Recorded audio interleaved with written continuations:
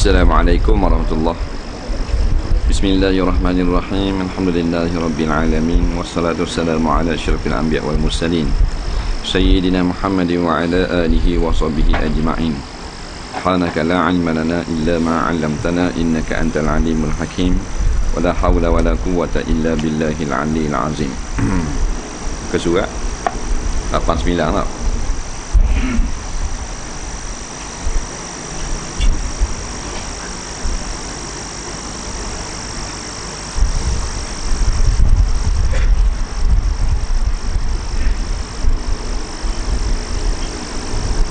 Kata pengarang rahimahullahu ta'ala, bagaimanakah pandangan Islam sekiranya seseorang itu tidak mengeluarkan zakat fitrahnya? Dia sambung perihal zakat. Jadi soalannya, orang yang tak keluar zakat fitrah macam mana? Jawabnya, perbuatan tidak mahu mengeluarkan fitrah padahal ia mampu berbuat demikian, maka hukumnya adalah berdosa, yakni haram. Dan ibadat puasa yang dilakukan juga turut terjejas. Ini dapat difahamkan daripada sebuah hadis Nabi SAW. Saumu Ramadan mu'allakum bainas sama'i wal ardi la yurfa'u illa bi zakatil fitri. Maksudnya puasa Ramadan tergantung di antara langit dan bumi, tidak diangkat melainkan dengan mengeluarkan zakat fitrah. Jadi jawapannya yang kita dengar, hukum membayar zakat fitrah ini wajib bagi orang yang wajib. Orang yang tak wajib, sunat dia bayar zakat fitrah. Nah,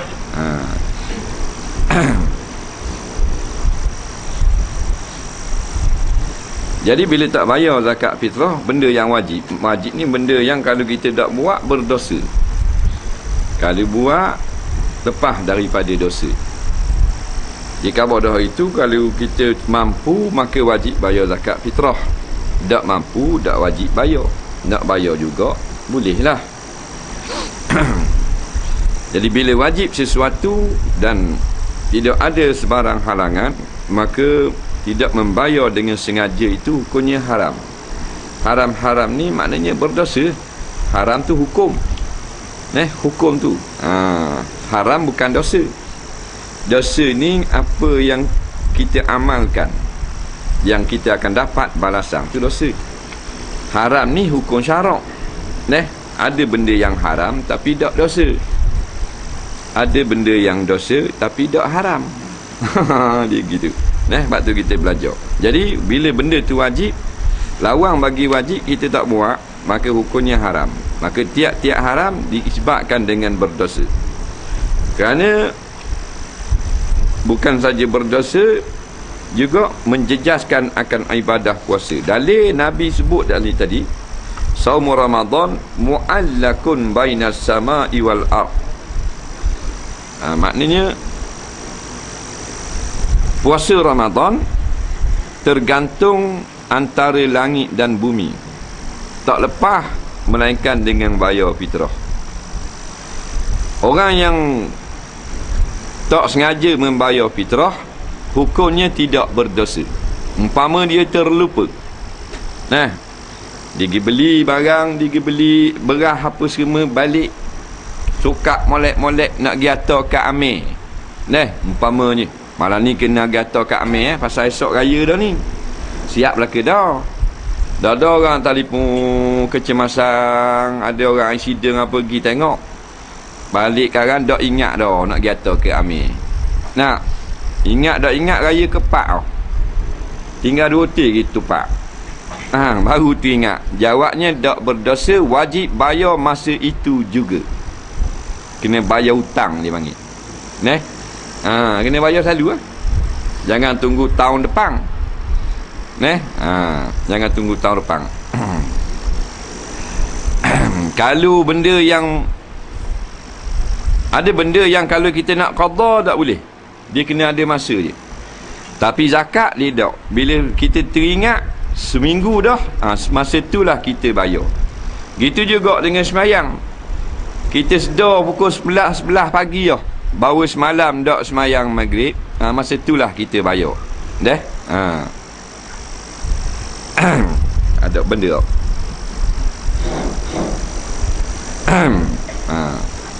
Balik lah.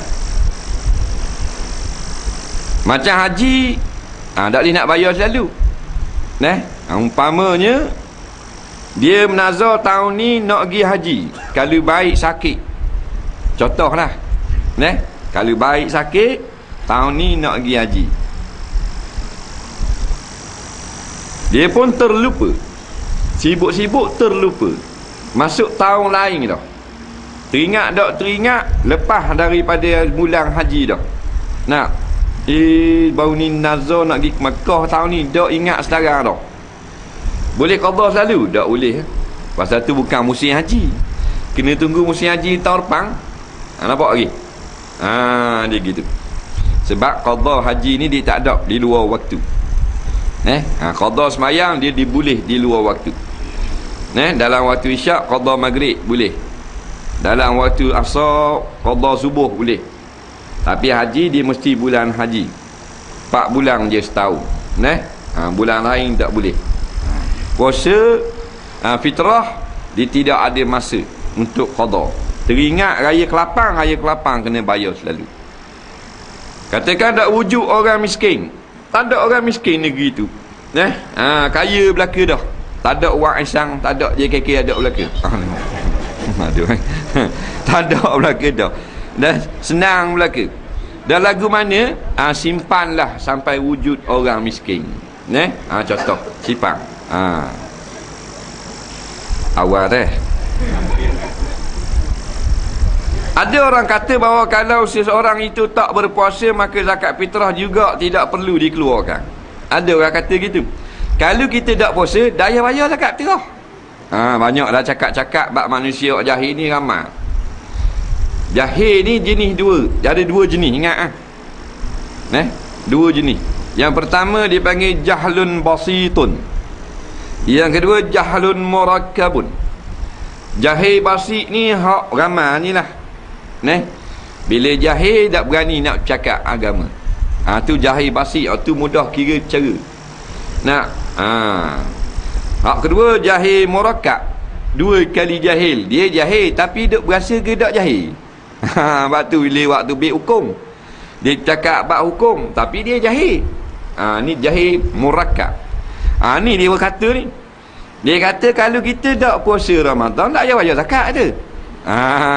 Jadi sedap tak payah puasa. Cakap-cakap seperti itu adalah salah lagi mengelirukan. Ni kacawala dia panggil. Mengelirukan. Sebenarnya puasa dan zakat masing-masing menjadi rukun dalam Islam yang mesti ditunaikan. Zakat rukun Islam, puasa rukun Islam. Dia 5 rukun Islam hak asal lah. Rukun Islam hadari 10. Tak ada dah tu. Senyap gitu dah. Islam hadari ni tak ada dah. Senyap habis gitu, kelar. Dia barang plastik tak tahan lama. Dia kena ori. Kelung tak tahan lama. Aduh lah. Sudahlah puasa ditinggalkan, maka fitrah pula diabaikan. Ini tentu berganda-ganda dosa dalam masalah fitrah ini. Nabi SAW bersabda, an ibni Umar qala farada Rasulullah SAW zakat al-fitri min Ramadan ala nasi sa'a min tamrin aw sa'a min syairin aw kulli ala kulli hurrin aw abdin aw unsa minal muslimin. Daripada Ibnu Umar, ia berkata Nabi SAW telah mewajibkan zakat fitrah dalam bulan Ramadan ke atas manusia sebanyak segantang buah tamar atau segantang gandum, di atas tiap-tiap orang yang merdeka atau hamba lelaki atau hamba perempuan di kalangan orang-orang Islam. Baik, jadi tak betul dah. Sebab tu nak ambil fatwa, ambil daripada orang alim. Jangan ambil daripada fatwa orang yang tidak alim. Tok Imam haram, kita ambil fatwa, tak boleh. Tok Bilal haram, tak boleh. Kerana yang bolehnya daripada alim sahaja. Kalau orang alim tu Tok Imam, boleh kita ambil. Maknanya hukum daripada dia. Sebab kita ambil bukan atas dasar dia imam, atas dasar dia alim. Kalau si alim tu kerja pemain motosikal, boleh ambil hukum daripada dia. Dah ambil, mana mau ambil hukum dengan pemain? Tak atas nama dia alim, dia orang mengaji agama. Boleh. Sebab atas nama Tok Imam saja, dia tidak pandai hukum agama, haram kita minta fatwa. Seorang laki-laki di zaman Nabi Musa alaihi salam, dia ni bunuh orang 99 orang. Ramai lah, 99 orang bunuh. Kerja ambil upah bunuh orang. Jahat bunuh orang. Marilah menyesal, nak insaf, nak jadi baik. Tapi tak reti taubat ni lagu mana, taubat ni Tuhan terima ke tak? Cuma dah ajar dengar cakap taubat kan, kalau nak jadi baik. Dia pergilah satu masjid, dia jumpa dengan Tok Imam. Tok Imam, kita ni banyak dosa, bunuh orang 99 orang dah. Taubat ni, kalau kita taubat Tuhan terima tak? Orang lain balik belakang dia dengan Tok Imam pasal malu nak khabar. Tok Imam kata, parak dosamu 99 orang bunuh orang, Tuhan tak terima dah. Nampak? Pasal dia bukan ahli hukum, dia bagian pemimpin dreba bab semayang. Dalam bab semayang orang kena ikut dia. Walaupun dia tidak alim, tak ustaz, tak ulama, dia imam. Nabi kata iza raka'a faraka'u, bila imam raka' mu raka'. Tapi setakat salang je lah, pada tu tak ada ikut lah. Dalam bab semayang dia dengar kata Tok Imam kata tak terima dah taubat, dia waktu tobik pedang serak bang Tok Imam pula panasang, jadi 100 dengan Tok Imam. Tu cerita ni, cerita dalam hadis 100 dengan Tok Imam. Bahasa ngoh, dia panasang lah dia tanya orang, nak tanya orang hukum di mana kata orang tanya, orang kata mungkin tanya orang alim. Dia pun baru jumpa orang alim tu kata, bertaubatlah kepada Allah sungguh-sungguh, Tuhan akan terima taubatmu. Dia pun bertaubat. Dan orang alim tu kata, mu jangan duduk negeri ni pasal mu banyak dah bunuh orang. Kayak pergi waris-waris dia cari katok mu apa semua. Mungkin cari satu negeri yang orang tak kenal mu, buat amal ibadat lah ni, habis homo mu di ni pasal mu dosa banyak. Mu bertaubat pergi duduk di ni. Dia pun pergi berjalan ke negeri hak tu orang alim ni suruh pergi. Di pertengahan jalan mati dia. Bila mati, malaikat azab nak ambil nyawa dia, roh dia nak azab pasal banyak bunuh orang 100 ngetuk imam bunuh. Malaikat rahmat kata tak, ni hak bagian kita, dia taubat dah. Akhirnya cerita pendek cerita, ia dah milik rohnya milik malaikat rahmat. Kerana dia benar-benar ikhlas bertaubat kepada Allah. Batu taubat ni perkara yang sangat besar di dalam kehidupan manusia. Macam kita main kotor, mandi tu taubat.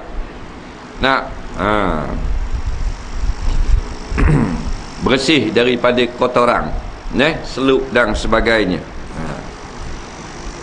Bukan maknanya berhenti tu maknanya berhenti gitu saja, mesti diperikutkan dengan berbuat kebajikan. Sebab tu ulama ni kata, mu hidup negeri ni patut mu buat amal kebajikan lah sampai ke mati. Kerana mudah-mudahan mudah mengkafarahkan dosa di masa lalu. Sebab tu kalau orang yang jenis dulu jahat, dulu samping, dulu tak pakai rawal, ni baik dah, kata baik gua ni pula, tak ada curi dah, tak ngopak, tak nyamu dah duk, mana tak dia tengok mari suruh tak dia relax di rumah tak panggil taubat gitu. Taubat ni bukan duduk di rumah. Taubat ni berhenti daripada segala dosa, lepas tu start dah pergi surau, pergi masjid untuk jadi orang baik, belajar ilmu agama, baru jadi taubat gitu. Bukan duduk congok rumah gitu. Jadi orang hamba orang kena zakat. hamba orang. Anak kita dalam buah kena zakat. Nah, kalau semayang tak kena, dia kena balik baru wajib. Umur 7 tahun sunat dia buat, ayah wajib suruh. Zakat kena. Orang gila kena. Orang gila ni zakat. Nah, orang sewe, bengong 3 suku, 2 suku, syok wayar cabut habis terus. Dan dia nak bayar pun dia gila, bukan dia bayar. Nah, wali penjaga dia bayar. Faham lagi? Dah semayang dah wajib. Gila kan? Nak dak berakal ni syarat akilun. Akil berakal. Zakat dak syarat akilun. Anak kita beranak baru umur 1 jam. Nak pukul berapa beranak? 1 minit sebelum pedih. Nak petang raya tu. Beranak garik raya, kena zakat fitrah. Zakat harta kena tak budak-budak? Bukan zakat fitrah, zakat emas, zakat harta lah. Zakat fitih. Kena. Mana boleh? Nak Syekh mati bini. Buat contoh lah. Contoh ni. Mati bini. Bini Syekh ni harta banyak lah. Orang kaya kan. Bagi. Nah, boleh lah. Anak Syekh ni umur baru sebulan. Nah, boleh harta RM10,000 katakan. Nah, RM10,000 tu kalau cukup setahun, maknanya ni baru umur sebulan. Setahun lagi 12 bulan lah. Nah, maknanya setahun budak umur. Tapi duit dia RM10,000 hak mak dia mati tu boleh ke dia. Cukup hau dah bagi. Faham lagi? Kena keluar zakat. Dan budak tu nak pergi bayar mana ngakak tak boleh lagi. Tu soalan bodoh. Bukan budak tu pergi bayar. Kita ni lah hak jaga budak. Ambil duit saka budak tu RM10,000 tu kali lah. Tak? Kena keluar zakat. RM1,025, RM10,250, sejuta RM25,000. Itulah. Padahal budak kecil lagi keluar zakat. Tak? Ingat tu. Duit orang mati kena keluar kat zakat. Dia mati tak keluar zakat, kita kena buat keluar. Ayah kita tak keluar zakat tahun lepas RM10,000. Tak dang pasal sibuk-sibuk sakit. Matilah ayah kita. Kita bagi duit dia tanpa keluar zakat, tak sah. Ingat tu. Kena ambil dulu duit saka tu, kira hak zakat tak bayar lagi, keluar dulu. Baru boleh faraid. Baru boleh berbahagi dia panggil. Faraid ni bagi harta. Tiap-tiap faraid yang dibuat tanpa membayar hutang Allah, maka tidak sah. Faham lagi? Kena kupur semula. Sebab tu nak bagi faraid, kena bayar hutang Allah dulu. Termasuk zakat, termasuk wasiat, termasuk apa benda lagi, nazar umpamanya, kafarah, diat dan sebagainya. Pasal ramai orang tak bayar zakat, dikira mati dah kan. Mati dah.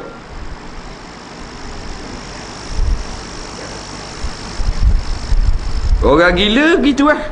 Dia ada harta 1 juta, kena keluar zakat. Orang gila mana ada duit 1 juta? Tu dah soal lah contoh. Dia kejut. boleh hadiah. Satu pertandingan 1 juta dia tu. Dia masuk pertandingan. Dia boleh hadiah 1 juta. Sahih lah. Kabarmu boleh menang mu 1 juta. Dia dengar boleh 1 juta, gila. Mana kejut jadi gila. Dia tu lah sebab kena keluar zakat. Jangan main bak harta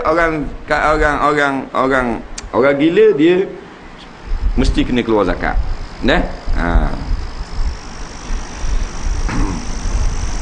dia kena keluar, zakat harta dia kena keluar, faraid dapat orang gila, bagi ada seorang adik-beradik gila, 100,000 kena wirak ke dia, nampak? Buka buku bank, bubuh nama orang nama orang gila tu faham tak ke? Ada orang kata tak dapat pasal dia sah, dia boleh kahwin orang gila, boleh boleh orang kahwin, boleh orang kahwin orang gila boleh kahwin, faham? Sah nikah, sama ada suami dia gila atau tak gila, boleh. Saya nak kahwin dengan bini gila, faham tak? Nak tak? Bini tu gila kesah, nak tu nak tu nak tu lain tu, nak memang dah jago dah, tu tak apa tu tapi katakan seh ni dia nak kahwin dengan perempuan gila, hak jenis gatung ceton tekak, kaki pakai stokan sebelah, kasut bola sebelah, nak kahwin, hukumnya boleh, tapi makruh kata hukum syarak. Nak pasangan sama-sama gila boleh juga,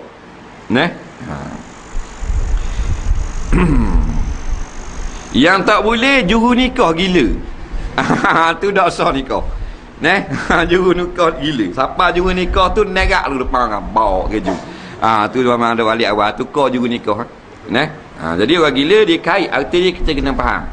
Faraid dia dapat juga, zakat dia kena keluar, semayang tidak payah, puasa tak payah, dan haji tak payah.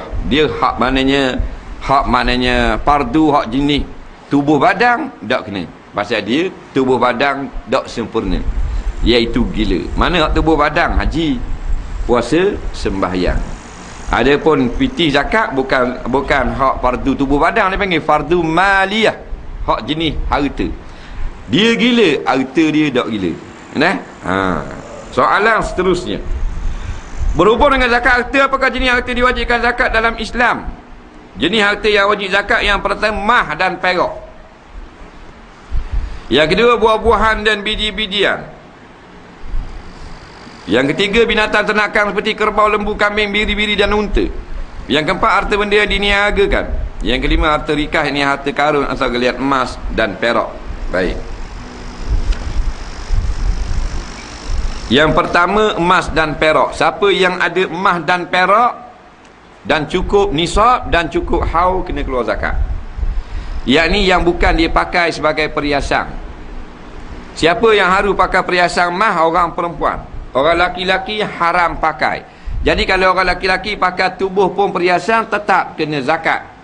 Tidak dikira sebagai perhiasan di sisi syarak. Orang puang pakai perhiasan di tubuh, gelang, rata, ketuk, loceng apa semua, tidak dikena zakat, kerana itu dikira sebagai perhiasan. Syarat yang pertama mestilah cukup nisab. Syarat yang kedua cukup haul. Nisab ni qadar. Katakan sekarang ini nisabnya RM8,000 nilai, maka siapa yang ada emas RM7,000 disimpan selama 18,000 tahun dah, tak kena zakat juga. Faham tak? Pasal tak sampai nisab. Faham lagi? Qadar dia. Kemudian pula kena cukup haul. Kalau kita ada emas sebank, umpamanya sebank pasir jumpa emas, ada emas, maknanya tak kena zakat, pasal tak sampai setahun. Hak tu hak zakat harta. Kalau hak emas ni, hak kita jumpa gali jumpa emas, hak tu kat gis sikit nak sebut. Hak tu tak tunggu setahun hak tu. Yang kedua binatang ternakan, yang sebenarnya binatang an'am dia panggil, kerana ayam ternakan kak, iaitulah unta, kerbau, lembu, biri-biri, kambing. 5 ni, hak lain tak kena, walaupun mahal daripada unta. Unta sekarang RM7,000 seekor, time murah RM5,000 seekor, kena zakat pasal dia binatang zakat. Ada binatang yang mahal daripada unta, tak kena zakat. Ikan pelawahong RM15,000, tak kena zakat. Ayam serama, tak kena zakat, kerana dia bukan an'am. Rusa tak kena zakat, dia belum benda lagi. Hak boleh makan. Seladang tak kena. Kacir. Wira tak kira dah kena belaka. dah kena belaka tu dah. Jadi binatang. Yang pertama syarat binatang tu an'am. Yang kedua dia ada nisab dia. 5 ekor unta kena zakat. Setahun lah. Kita ada 4 ekor unta saja tak kena. 40 ekor kambing kena zakat. 39 ekor kambing tak kena zakat. Walaupun kambing itu besar-besar. Besar daripada kubah kambing dia. Katakan. Tapi 39 ekor. Tu nak faham. Tak kena zakat lagi. Dah nak keluar juga sunat. Faham tak? Dia ada ayam 15,000 ekor. Tak kena zakat. Dah tu orang jual ayam ni zakat apa beli ayam? Hak tu dia nega ayam. Baru kena zakat. Tapi dia beli ayam ni tak nega. Saja minat beli saja gitu. Nah, bukan awak jual apa nak ambil ya. Nah, dia bukan awak nega. Tak kena zakat. Lain daripada binatang ni, kalau kita buat perniagaan ni zakat. Nah. Kambing, biri-biri dan unta. Binatang yang campur daripada kedua jenis yang kena zakat juga. Binatang yang campur dengan hak tak kena zakat berlaku khilaf di kalangan ulama. Dah? Umpamanya dia kacuk. Dah? Unta dengan lembu. Nama umbu. Tak tubik. Kena zakat. Pasal hak tina pun jenis kena zakat, iaitu unta tau. Hak jantan pun jenis kena zakat, iaitu lembu bila cukup. Kalau gabung dengan binatang dikahwin binatang yang tak kena zakat, berlaku khilaf. Setengah ulama kata kena zakat, setengah ulama kata tak kena zakat. Pasal pelik. Belah mak kena zakat, belah anak, belah ayah tak kena zakat. Contohnya lembu, dikahwinkan dengan itik jadi lentik. Lentik dah kena zakat. Amoknya pelik tau. Tubuh lembu, kaki itik. Jangan suka lah ni, pelik-pelik lah ni. Berlaku ni akhir zaman. Akhir zaman dia memang pelik. Tak nanti dunia kita pun pelik. Tengok Tok Nyang masa dia akhir umur, masa nyanyak pelik-pelik. Cucu mari pelekor dengan tahi, pelepuk tak kepala. Dah jadi pelik oh. Panggil mak dia lah, hak mati zaman kat bawah merah hari tu. Pelik tu dia akhir tu. Kereta gitu kok. Kalau baru dia molek. Dan akhir umur kereta dia pelik. Sampai kat api merah, puh. Dak kat nak start. Bos kena kiri jadi gostang. Dah lama tu. Tu barang-barang apa pun dia akan jadi gitu. Akhir zaman gitu pelik-pelik berlaku. Pasal dunia ni tua. Harta benda yang diniagakan, kita niaga apa pun, maka kena zakat. Syaratnya sampailah hak perniagaan itu nisabnya dan niaga itu untung. Kalau niaga rugi tak kena zakat. Niaga dak alik modal tu, zakat apa nyanyi korang? Tak. Apa jua, jangan benda yang haram. Benda haram tak kena zakat. Dia niaga arak tak kena zakat. Dah guna kira haram daripada awal gitu. Makan minum. Tak boleh. Contohnya benda yang tak kena zakat, dia niaga skru. Dia tokel skru. Jual beli skru. Siapalah nisab kalau nak kira dia kena pusingan jualan itu, kena zakat. Padahal skru tapi bukan atas nama skru, atas nama perniagaan. Jual air tebu tak kena zakat. Dah tu dak nak pusing. Dak padang berambak dengan ban orang. Bayar samang. Harta rikas dia harta karung atau galian emas dan perak. Rikas ni benda ramai orang tak tahu. Malam ni tahu. Rikas juga kena zakat. Iaitulah kalau kita gali dalam tanah, jumpalah harta yang bernilai, dan harta itu disyaratkan milik orang kafir di zaman dahulu. Dinama rikas. Faham? Dia bila kita gali jumpa benda yang bernilai, dia tak mesti rikas. Rikas ni benda tu bernilai mahal, tetapi milik orang kafir zaman dulu. Contohnya bila kita gali tengok pinggan makuk, ada tulis di situ dinasti Ming. Kapil mana tu? Dinasti Song umpamanya. Pinggan emas, pinggan perak. Tak? Tu rikah. Tu rikah. Pasal barang lama.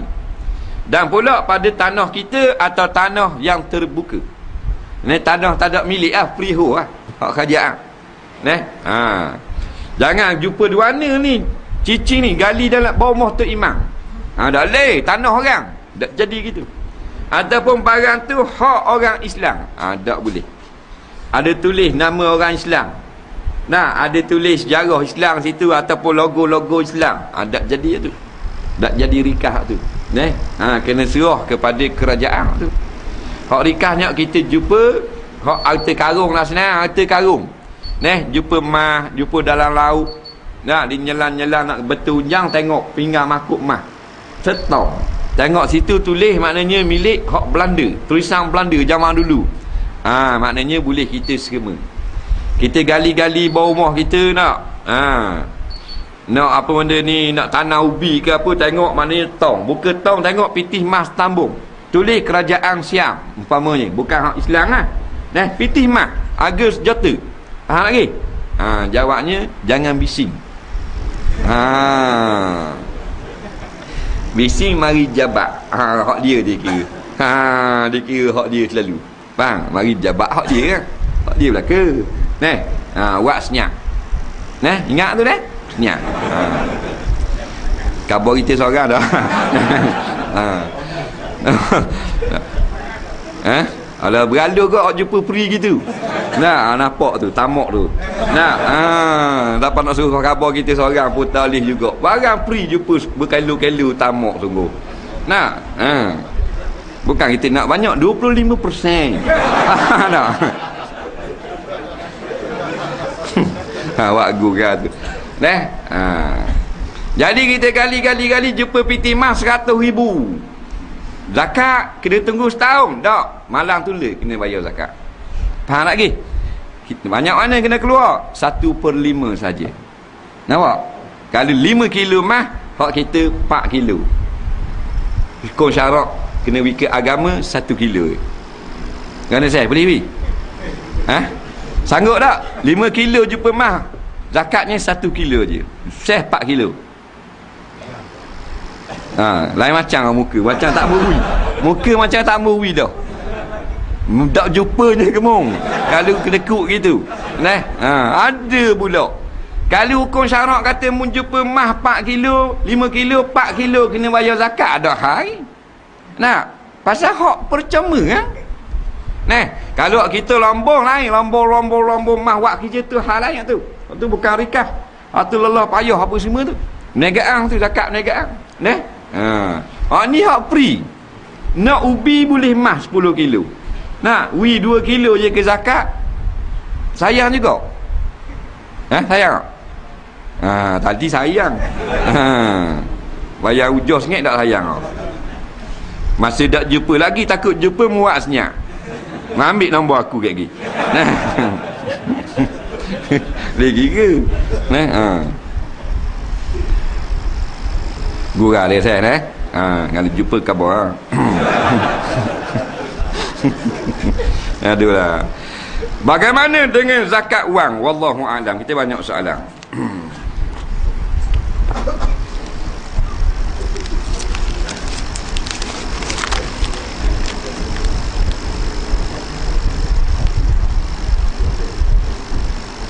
Apakah beza basuh pakaian guna mesin manual dan dengan basuh automatik? Apakah ada unsur tak suci pakaian kita? Boleh tak uraikan saham yang tidak digalakkan dalam Islam? Dalam syurga ada tak buat perkara-perkara makruh seperti isap rokok sebagainya? Dalam dunia dulu beliau suka isap rokok. Dia soal. Biarlah.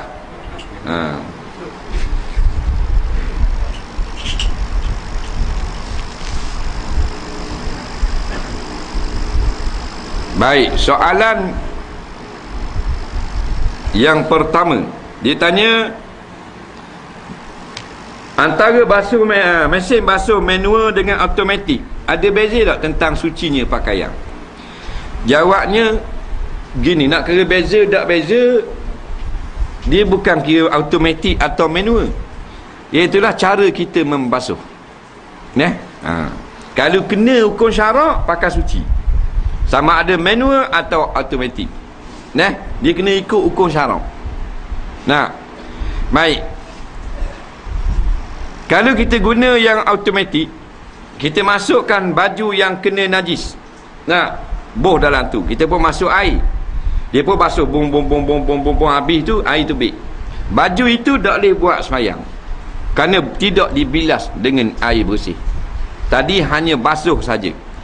Bila masuk air, baju tu ada najis air kecing, air tu kena di air kecing baju, air tu jadi mutan najis, duk pusingnya.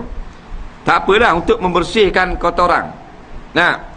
Lepas tu kena bilah pula, kena cucur air tu pakaian tu.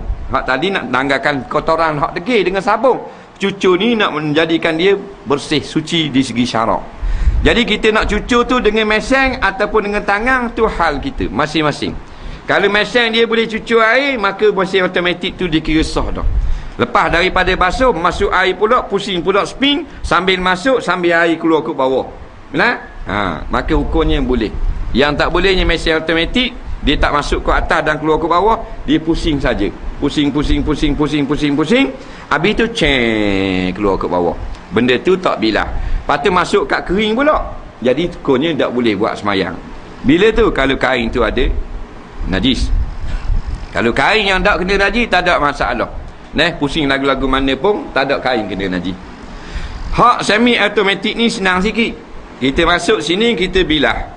Air kecing, baju ni kena air kecing, hak ni baju sembahyang. Masuk dua setepak, bila masuk air jadi mutan najis. Jadi selesai daripada hak ni, kita akak dengan tangan, bubuh dekat spin untuk perah. Sambil perah tu kita buka air. Sambil dia perah, air keluar ke bawah. Bila hilang buih ke bawah, dikira suci pada syarak. Faham lagi? Tu kaedah gitu. Soalan seterusnya, boleh tak huraikan saham yang tidak digalak? Gini hak haram lah. Sebab tu saham ni sebenarnya dibenarkan dalam Islam. Kita tak pandai meniaga, orang tu tidak ada modal. Jadi dia pandai meniaga, kita beri modal dan sebagainya. Ataupun kita tambah modal orang. Tengok syarikat ni duk meniaga 1 juta, kita share tax 100,000. Daripada 1 juta 100,000 bermakna kita ada memegang saham 10%. Jadi syaratnya mestilah kita kena akad. Yang kedua, mabek, barang pusingan perniagaan itu barang yang halal pada syarak. Kalau barang tu haram pada syarak, seperti arak, judi, Magnum Corporation dan sebagainya. Kerana ramai sekarang orang Islam yang terlibat dengan saham perjudian. Kena dengan nombor ekor, dengan Magnum, dengan genting berhad, dengan anchor beer, dengan jenis stout, macam-macam. Mereka ni tak kira hukum syarak, kira masuk kecang sudah. Yang kalau kita tak tahu adakah perniagaan ini yang halal atau tidak, makruh kita masuk. Tu kerana kita kena warak situ. Lepas tu nak masuk saham, Islam tak larang, tapi biar perniagaan itu halal. Saham ni ating lah, ating entek. Jadi kalau kita 10%, keuntungan kita akan tanggung 10%. Kerugian pun 10% juga pemegang saham. Dulu tak ada orang-orang biasa masuk saham, orang kaya saja. Sekarang ni kita dia buka saham untuk orang biasa. 1,000 boleh masuk juga. Padahal bisnes tu 2 bilion. Dia boleh hating juga. Dalam syurga ada tak perkara makruh? Jawabnya, apa saja yang kita kehendak ada di dalam syurga. Kerana di sana tidak ada hukum syarak. Makruh ni hukum syarak taklifi dia panggil. Hukum syarak taklifi. Makruh, haram, wajib, harus, sunat. Jadi makruh salah satu daripada 5 hukum syarak. Bila ada wajib, harus, makruh, sunat dan makruh ini? Ketika hidup di dalam dunia saja. Bila mati tak ada makruh, tak ada apa. Batu tidak ada wajib semayang, tak ada wajib puasa, tak ada haram, maknanya berjimak orang puang, dini tak ada. Masing-masingnya kerja apa yang kita nak. Sini kita kena sembelih. Haram makan lembu, tak sembelih. Di sana haram sembelih dan wajib sembelih tu tak ada dah hukum. Berasa nak makan lembu, fikir nak masuk gua ni. Nak masuk steak ke nak masuk singgang lembu. ke celup tepung. Kita bayar je, jadi masuk selalu, makan selalu. Dia tak ada ukur syarak. Ni kaki isap rokok, dia nak isap rokok dalam surga. Memang berat nandang tunggu. Tapi maknanya ada belaka. Sebab orang tanya Nabi hak pelik lagi. Nabi kata ada. Kuda terbang ada. Dalam dunia ada. Dia nak kuda terbang, Syekh Ibrahim main kuda. Dia minta kuda terbang. Orang kaki Ibrahim maidang lah syurga. Pagi petang maidang. Umpamanya kaki ngai dalam syurga. Ikan besar-besar pergi Pulau Pinang sekali boleh. Rebak boleh. Atas kandok dia. Jadi ni ada lagi. Dia nak rokok besar-besar balok rokok. Aisyah sekali sik 13 tahun sting. Tapi bodoh duk main benda gitu. Orang lain jual awet belaka, dia duk isap rokok.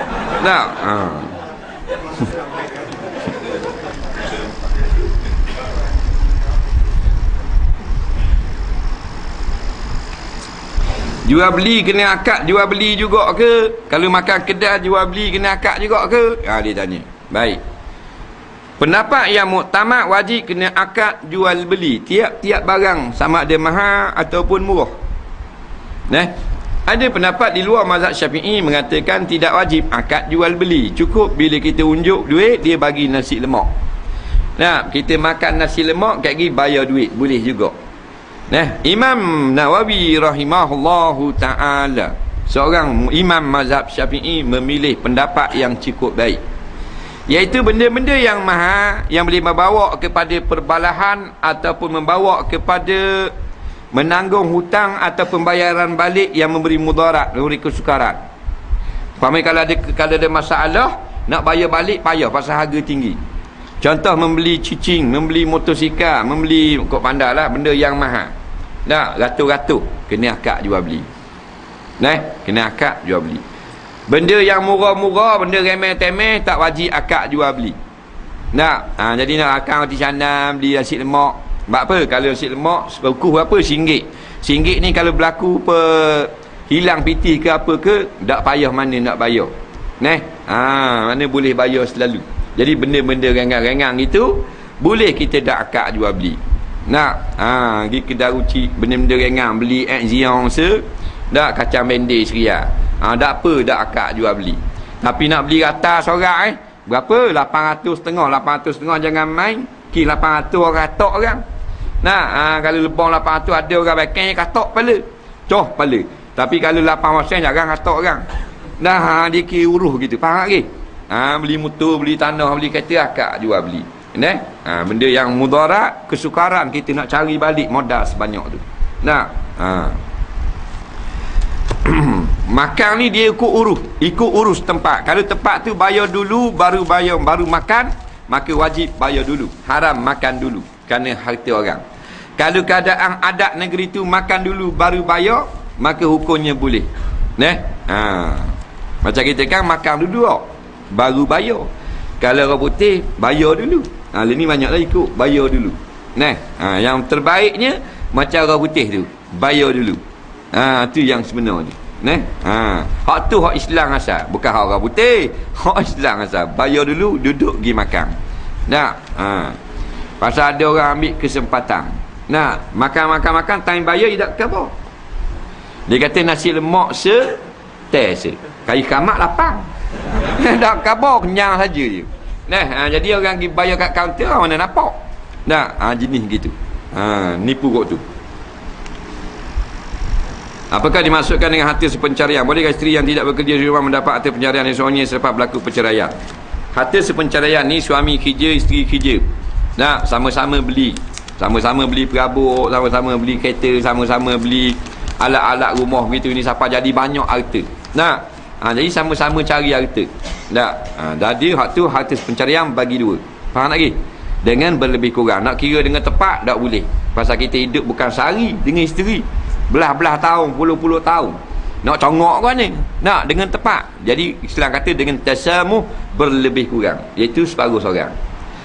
Suami isteri yang tak bekerja, ada ulama kata boleh juga harta sepencarian dengan syarat dia menyediakan segala kelengkapan suami dia. Kalau hidup saja makan tanggung tak dapat sepencarian. Dia duduk saja suri rumah, tapi dia tukang masak, dia tukang basuh baju suami, dia tukang sapu rumah, dia tukang segala-galanya lah. Sebagai suri rumah sungguh macam orang tua dulu-dulu. Jadi dapat juga seharta sepencerian, kerana suami dia keluar kerja, dimudahkan dapat cari makan suami itu dengan sebab isteri duduk tolong di rumah. Dia senang pergi cari makan, balik orang kesok dah baju, balik orang basuh dah baju, balik orang masak dah nasi, balik maknanya orang buat belaka-laka dah sapu rumah, sedia pak tidur dan sebagainya. Kalau gitulah, ada ulama kata dapat juga harta sepencarian. Yang tak dapat harta sepencarian, suami buat balik pergi makan ke isteri, isteri order saja. Tengah hari nak nasi, petang nak mi goreng. Dia jenis tak memasak di rumah, suami pun basuh baju, dobi belaka, isteri jenis duduk saja gini, tanggung beres. Hak tu tak dapat harta sepencarian. Faham lagi? Bolehkah kumpulan marhaban wanita menyertai majlis cukur rambut atau majlis perkahwinan menyambut pengantin dengan melagukan marhaban? Kumpulan marhaban perempuan, boleh ke tak nak cukur kepala? Jawabnya boleh, dengan syarat suaranya itu didengar hanya kumpulan perempuan saja. Set lelaki ada hadir, set puang belaka. Kalau set lelaki hak hadir, hak tak batal semayang. Boleh. Yang haramnya ni macam set marhabang ni, panggil mari rumah tu, panggil rumah orang ni, panggil cukur kepala orang tu, cukur kepala cucu, esok cukur kepala bawa pula. Tak. Akak suara siapa orang lelaki yang batal semayang tukar dengar. Marhabang. Tak. Bukan maknanya jual beli lain. Jual beli ni harus, pasal dia bukan maknanya menyanyi. Marhabang ni menyanyi. Menyanyi ni benda makna disko, bukan menyanyi ni melunakkan suara dan jadikan suara itu beralung-alung. Itu panggil menyanyi. Kalau jual beli macam menyanyi, haram juga jual beli. Dia kan orang puang boleh jual beli dengan orang lelaki, boleh akak jual beli, boleh kira harga. Pasal tu jual beli percakapan biasa. Kalau jual beli itu macam nyanyi juga haram. Aku terima. Dia kata, puang kata haram lah pula gitu. Nak kata aku terima lah. Jadi marhabang ni haram. Seperti yang banyak dilakukan sekarang, hukumnya haram, tak boleh. Yang bolehnya untuk orang perempuan saja dengar, golongan perempuan. Batu buka semua kitab fiqh, siapa berazan, haram orang perempuan azan. Bila? Kalau ada orang lelaki dengar. Tak ada orang lelaki mati belaka dah, maka makruh dia azan kerana menyalahi perintah agama. Faham? Boleh tak kumpulan wanita membaca Yasin yang mana bacaan didengar oleh muslimin bukan mahram, apakah mereka kena merendahkan suara? Boleh buat majlis baca Yasin orang perempuan, jangan letak speaker sehingga didengar di luar-luar. Faham lagi? Untuk dalam majlis perempuan muslimat tu sahaja. Bagaimana kalau apa niat bila nak solat jamak, solat jemaat dengan waktu asar? Baik, kita bangun sembahyang jemaat, diri, lepas tu nak sembahyang asar pula 2 rakaat ataupun 4 rakaat. Allah sahaja aku sembahyang pada Jumaat jamak dengan asar. Ingat Allah sahaja aku sembahyang pada Jumaat jamak dengan asar. Apa hukum saya pegang Quran tanpa wuduk masa mengikuti kelas belajar Quran? Saya menghadapi masalah perut selalu keluar angin. Jawabnya, haram memegang Quran tanpa ada air semayang, kerana firman Allah Ta'ala, la yamassuhu ilal mutahharun, tidak boleh menyentuh Quran melainkan orang yang dibersihkan daripada hadas.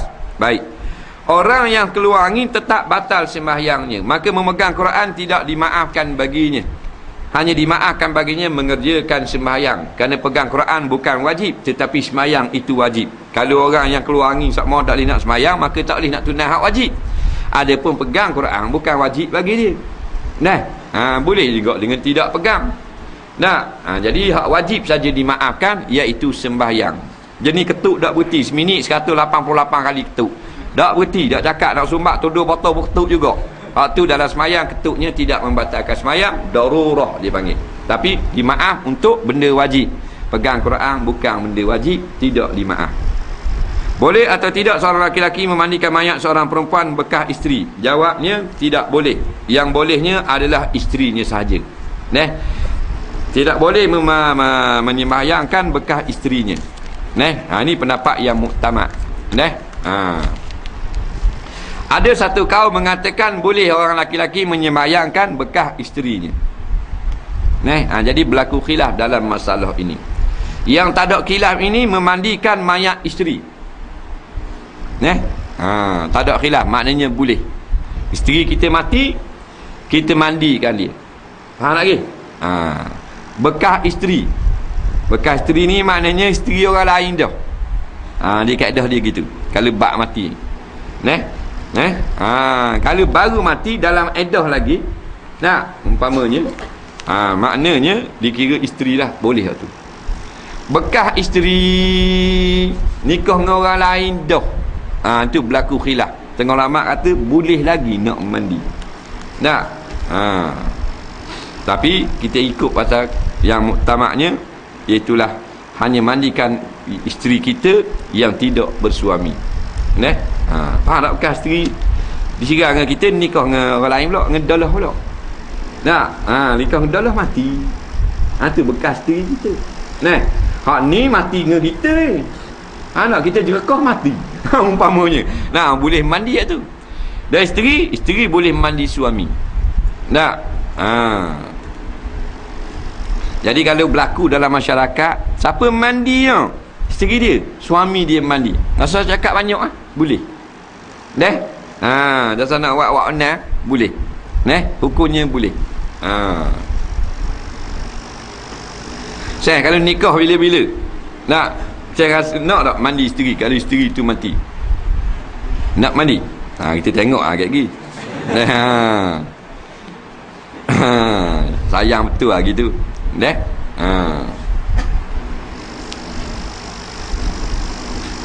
Sebelum sujud, manakah yang perlu didulukan, tangan ataupun lutut? Saya dengar dalam TV tangan dulu, baru lutut. Minta penjelasan yang detail.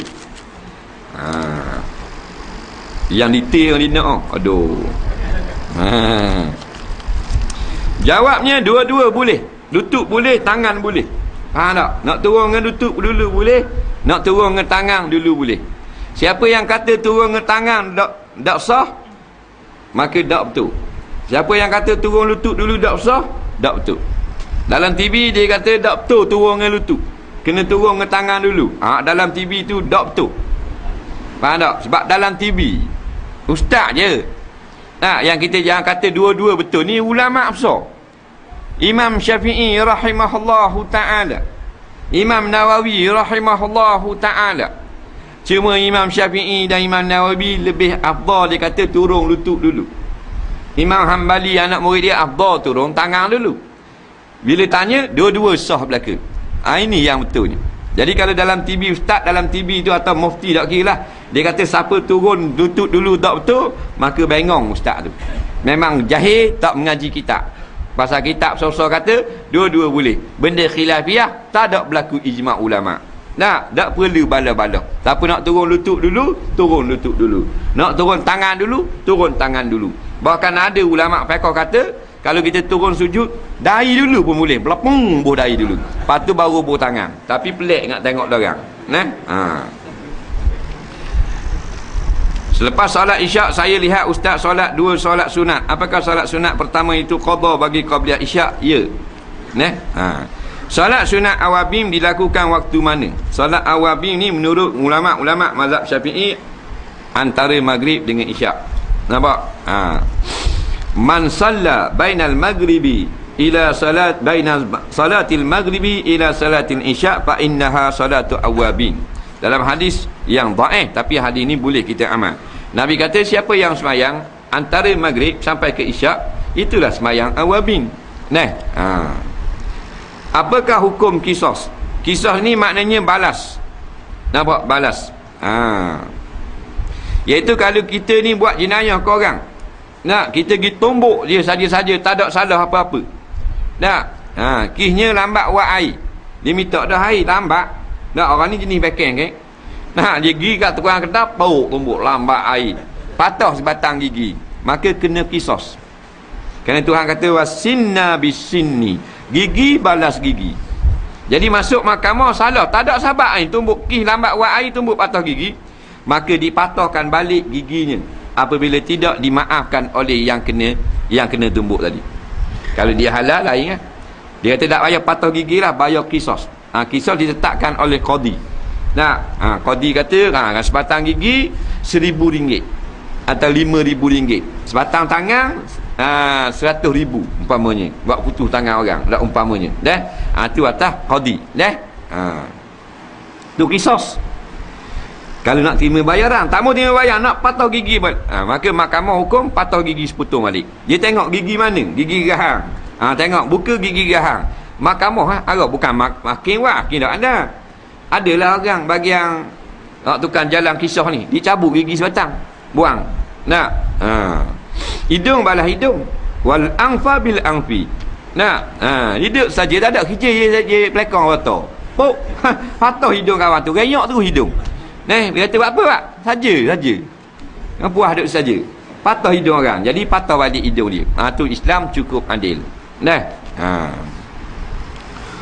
Hukum pancung kepala khalayak ramai dijalankan di tanah nak Rasul. Apakah sebab kesalahan yang membawa hukuman pancung? Murtad. Nabi kata man baddala dinahu faqtulu. Siapa yang tukar agama, masuk Kristian, masuk Hindu, masuk Buddha, maka hukum bunuh, iaitu dipancung kepala. Tanah Rasul negara mana? Iaitulah di negeri Arab, Jaziratul Arab. Saya nak tanya, boleh tak saya nak pergi surau dengar kat ustaz ngajar, tapi saya niat nak dengar hak kelakar saja. Pelik-pelik mu ni. Jawab niat begini tidak baik. Kita kelakar ni bukan yang matlamat kita. Tak mau ngatuk mata je. Ada orang ngajar serius je, tak ada orang nak dengar, jadi ngatuk mata. Akhirnya sengguk. Jadi cerah mata kan. Matlamat kita hukum tu, nak siapa hukum. Jadi hak ni nak dengar hak kelakar saja. Contohnya bila ustaz sebut JKK. Dia nak dengar hak tu saja. Jadi bila nak dengar hak tu saja, takut Tuhan boleh suka je. Ilmu tak boleh, rugi Berapa jarak jauh batal aurat di peha ketika ada wuduk? Adakah batal wuduk kita jika tersentuh di celah kangkang? Jawabnya tak batal wuduk. Yang batal wuduk kita pegang kemaluan sahaja. Nabi kata man massa zakarahu falyatawadda. Barang siapa pegang zakarnya, maka hendaklah dia ambil wuduk. Celah kangkang tak batal wuduk. Pegang kemaluan. Kalau orang lelaki daripada hujung topi keledar sampai ke belakang pistu, peluru tak apa, pegang 3 tahun pun. Faham? Tu. Perempuan 2 bibir tu sahaja. Hak tepi-tepi tu tak ada apa-apa. 2 bibirnya sahaja. Hak tu dikira farad. Pegang pula dengan tapak tangan. Lain pada tapak tangan, tak batal. Tak batal wudu. Jangan dia tergatal, nak pegang, nak garu, takut batal wudu. Tak tahu kala tu. Garu dengan benda yang tak batal. Garu dengan lutut. Tak batal. Menguap dalam baca Fatihah ketika solat tanpa henti dulu, adakah batal solat? Tak batal. Apa menguap batal solat pula? Yang batal solat mengeluarkan suara 2 huruf. Itu batal solat.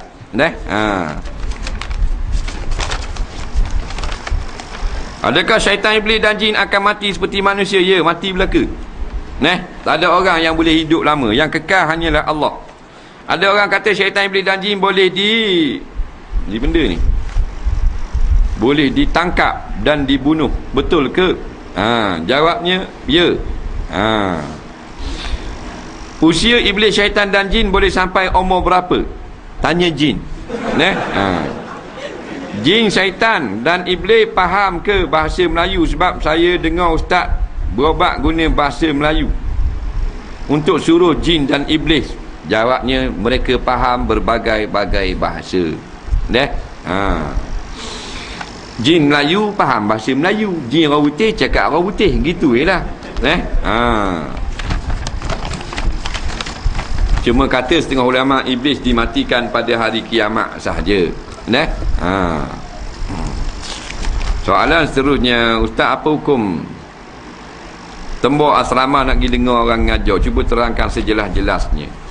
Jawabnya, hukum tembok asrama maknanya salah di sisi hukum sekolah. Tapi kalau kita nak dengar perkara yang membaikkan kita, maka dapat pahala. Jadi pandai-pandai lah. Sebab bukan kita buat perkara yang haram itu memudaratkan orang. Jadi kalau kita mencuri duit untuk beli motor, buat pergi dengar, barulah haram. Nak curi duit buat beli motor, nak pergi belajar ilmu. Tu tak boleh, harta orang. Hak ni dia tak boleh tubik. Orang ingat dia tidur, dia keluar daripada pagar, pergi dengar orang ngajar agama. Jadi salah dari segi peraturan tersebut, tak membawa kepada kena hukum azab di akhirat nanti.